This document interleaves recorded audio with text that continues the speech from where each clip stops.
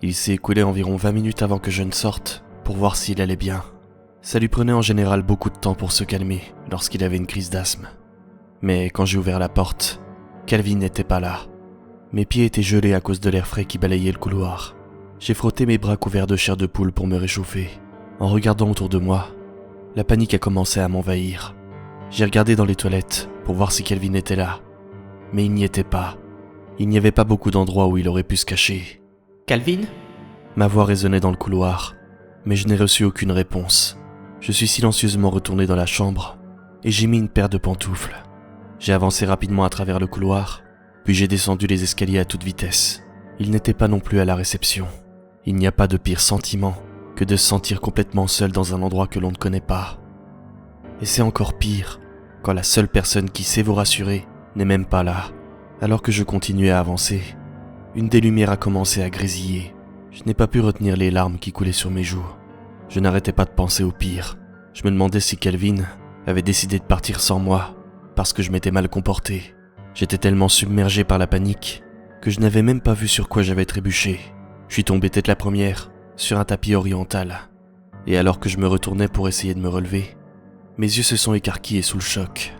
La ventoline de Calvin était posée là, sur le sol, juste derrière la porte de notre chambre. Il ne l'aurait même pas fait tomber par accident, car il savait que c'était la seule chose qui pouvait le sauver en cas de crise d'asthme.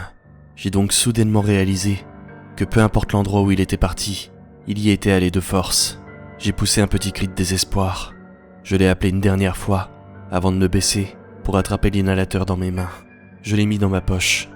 Il fallait qu'on sorte de là, peu importe s'il voulait me suivre ou non. J'allais le retrouver, et ensuite, on allait partir pour ne jamais remettre les pieds dans cet endroit maudit. Je suis rapidement retourné dans notre chambre, et j'ai attrapé les clés de la voiture qui étaient posées sur la table de chevet. Je n'ai même pas essayé de prendre autre chose. Je me concentrais sur le fait de partir de là. J'ai descendu les escaliers sur la pointe des pieds, le bois craquant sous chacun de mes pas. J'ai poussé la porte d'entrée du bâtiment, et j'ai couru aussi vite que possible vers le diner. Pour moi, c'était le seul endroit où Calvin pouvait être, mais aussi le seul chemin que je connaissais pour m'échapper. Les lumières étaient toujours allumées à l'intérieur, ce qui m'a grandement surpris. J'ai essayé de ne pas prêter attention à l'arbre menaçant qui semblait pouvoir tomber à n'importe quel moment, et j'ai couru jusqu'à la porte arrière. J'étais prêt à essayer de défoncer la porte, mais elle s'est ouverte instantanément. J'ai donc lentement passé la porte. J'arrivais à voir la voiture de Calvin à l'extérieur. Elle semblait si près, mais pourtant si loin. J'étais vraiment en colère, et je pense que c'est ce qui m'a empêché de partir immédiatement de cet endroit.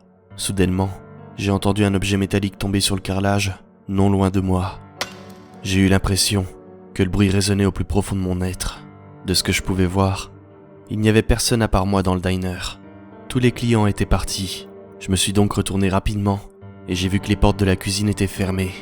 Et quand j'ai essayé de les ouvrir, j'ai constaté qu'elles étaient verrouillées. J'ai mis des coups de pied dessus, aussi fort que possible, et j'ai crié à l'aide, comme si quelqu'un pouvait m'entendre. J'ai eu l'impression de crier des heures. J'ai fini par être pris de nausées, et de nouveau, j'ai entendu l'objet métallique, mais aussi des murmures, à peine audibles. Puis, j'ai entendu quelqu'un dire un juron, et quelqu'un d'autre qui lui demandait de se taire. J'ai dû retenir ma respiration pour les entendre à nouveau. J'avais l'impression que c'était assez proche de moi.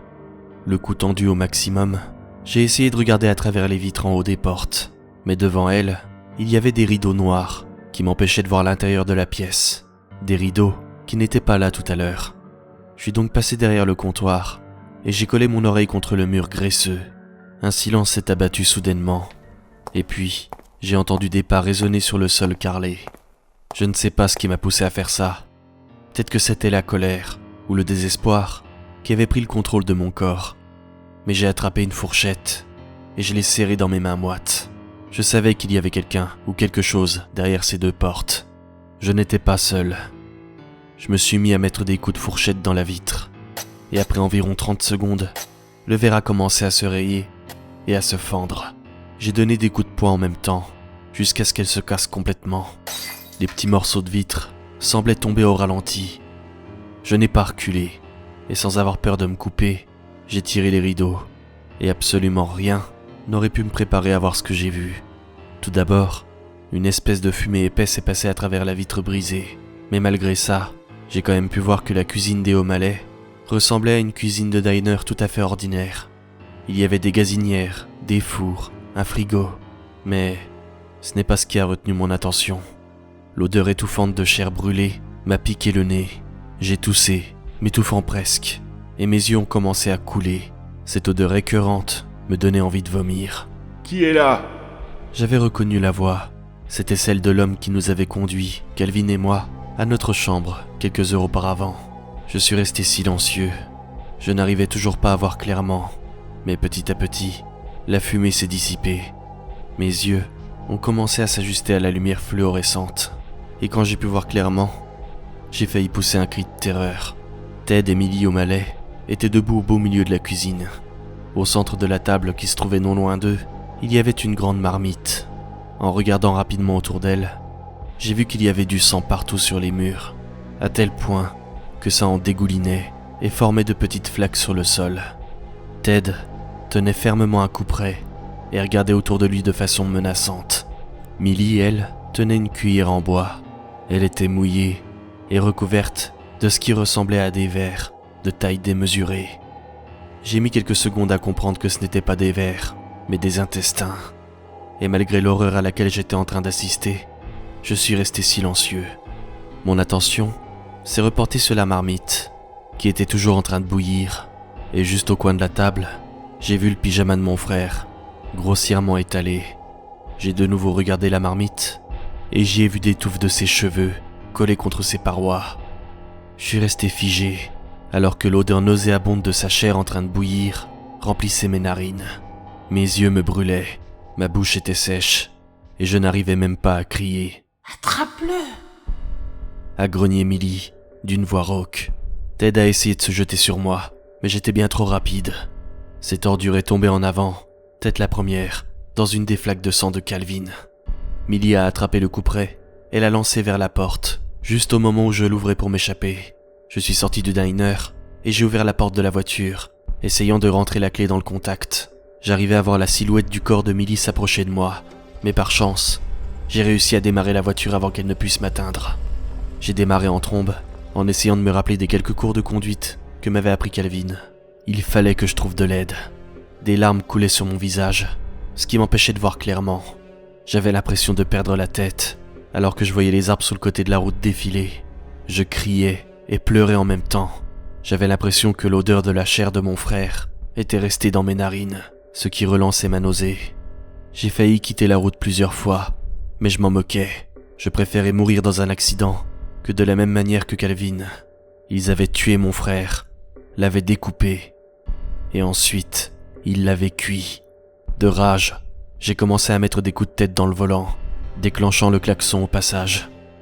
Et au bout d'un moment, j'ai senti du sang couler sur le long de mon visage, et ma vision s'est troublée. Malgré ça, j'ai conduit tant bien que mal, jusqu'à trouver une voiture. Elle était garée sur le côté de la route, et une femme était agenouillée à côté pour regarder ses pneus.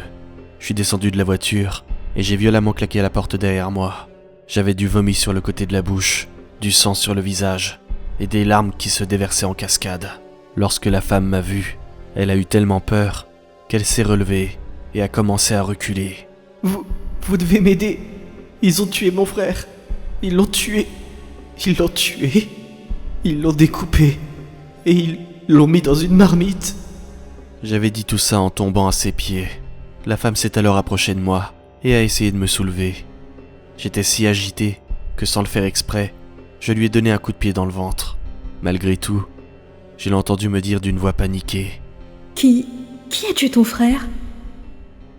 Et la dernière chose dont j'ai souvenir, c'est d'avoir essayé de lui répondre et d'être tombé lourdement sur la route.